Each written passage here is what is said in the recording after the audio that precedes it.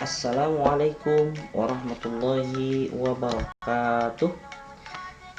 Alhamdulillah anak-anak yang soleh-solehah, ketemu lagi dengan Pak Ade ya dalam pembelajaran bahasa Indonesia untuk kelas 4.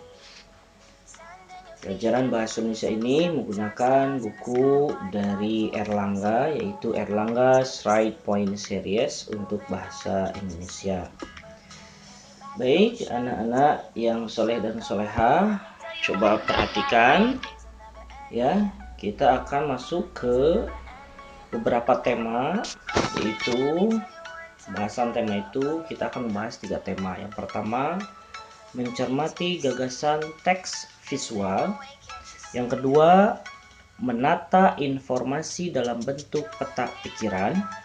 Yang ketiga, menggunakan kata hubung pada saat itu, sejak, dan selama.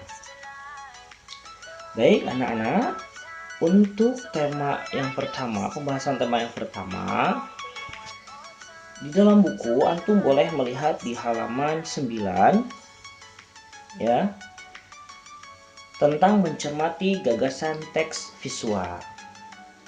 Coba perhatikan, yang dimaksud dengan teks visual adalah merupakan teks yang cara penyampaiannya kepada orang lain menggunakan media yang dapat dilihat oleh indera penglihatan. Ya, coba perhatikan gambar di samping.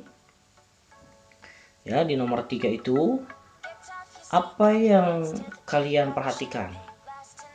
Yang mungkin tergambar ya, itu adalah ada anak yang berkerudung, ada anak yang tidak berkerudung, bermata sipit, ada yang bermata lebar ya, menggunakan kacamata, ada anak yang membuat tong sampah, kemudian kulitnya agak gelap ya, kemudian rambutnya keriting, dan ada juga anak laki-laki yang sedang membawa plastik atau karung sampah ya, berwarna hitam. Dan dari sini kita bisa mengambil sebuah pertanyaan gitu ya, bahwa apa yang diangkat dari gambar tersebut. Tentunya ini adalah tentang tema kebersihan, mungkin kerja bakti di sebuah jalan gitu ya, dan dilakukan oleh orang-orang atau anak-anak dari berbagai macam suku atau etnis ya,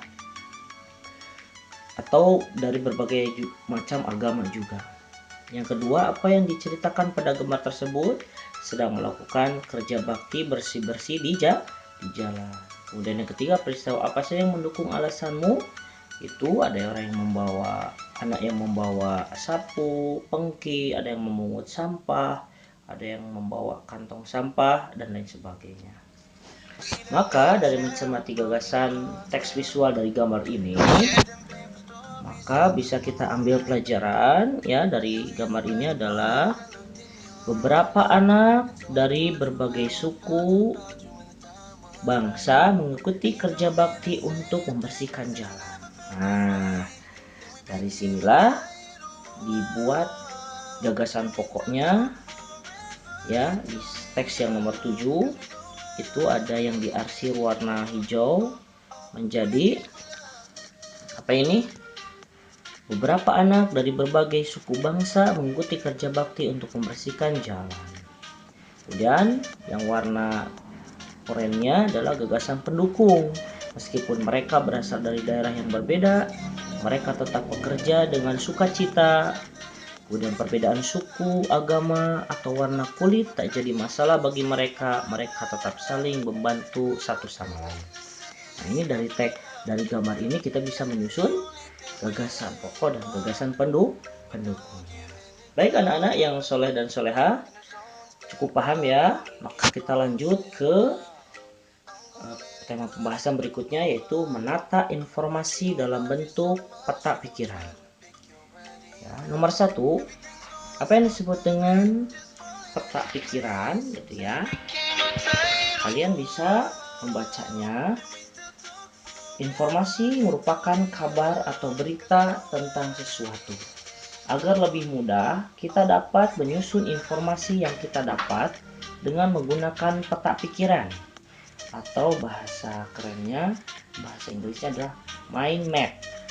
Istilah mind map pertama kali dikemukakan oleh Anthony Peter Buzan. Peta pikiran biasanya berbentuk cabang-cabang seperti pohon atau yang lainnya. Ya, perhatikan teks di halaman 5. Ya, kalian bisa membuka di halaman 5, ada teks tentang suku Palembang. Silakan dibaca. Nah, kalau kalian sudah membacanya, maka kalian akan menemukan sebuah konsep tentang peta pikiran dari teks berjudul Suku Palembang. Suku Palembang itu ya ada gambarnya di tengah, itu tentang baju adat suku Palembang. Itu rumah adatnya apa? Rumah adatnya Rumah Limas. Provinsinya di mana? Provinsinya di Sumatera Selatan. Suku adatnya apa? Suku adat Wong Kito. Makanan tradisionalnya apa? Pempek. Bahasa adatnya apa? Bahasa Palembang. Ya, ada 2 tingkatan. Bahasa Baso Palembang, Baso Palembang Sari-Sari, dan Baso Palembang Alus. Ya, kemudian tari adatnya apa? Tari Tanggai. Senjata tradisionalnya apa? Tongkat Trisula. Dan pakaian adatnya apa? Aisan Gede Songket. Nah, itu adalah peta pikiran yang bisa kalian buat ya untuk menyederhanakan informasi dalam teks yang banyak. Maka kalian boleh membuatnya itu ya, menggunakan garis, menggunakan arah panah dan lain sebagainya. Itu menjadi peta pikiran untuk menjelaskan informasi pada teks yang antum baca. Ya, lanjut.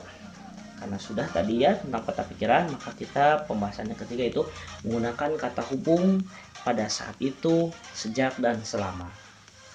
Apa yang disebut dengan kata hubung?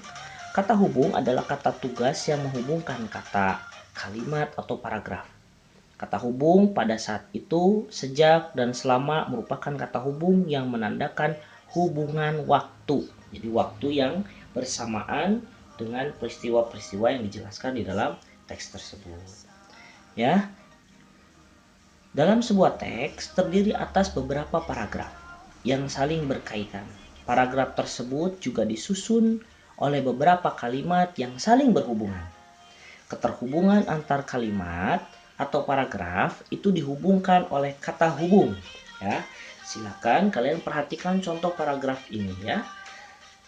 Di sini disebutkan, sejak tadi Asep melihat Dodi merenung di taman karena layang-layang miliknya putus. Melihat temannya sedih, Asep sangat iba. Pada saat itu juga Asep mencari ide agar bisa menghibur Dodi. Akhirnya Asep memiliki ide untuk membuat layang-layang dari koran bekas yang banyak menumpuk di rumahnya. Asep menyampaikan ide tersebut kepada teman-temannya. Teman-temannya pun menyetujui ide Asep. Asep segera pulang ke rumah selama 15 menit untuk mengambil kertas koran, gunting, dan lem.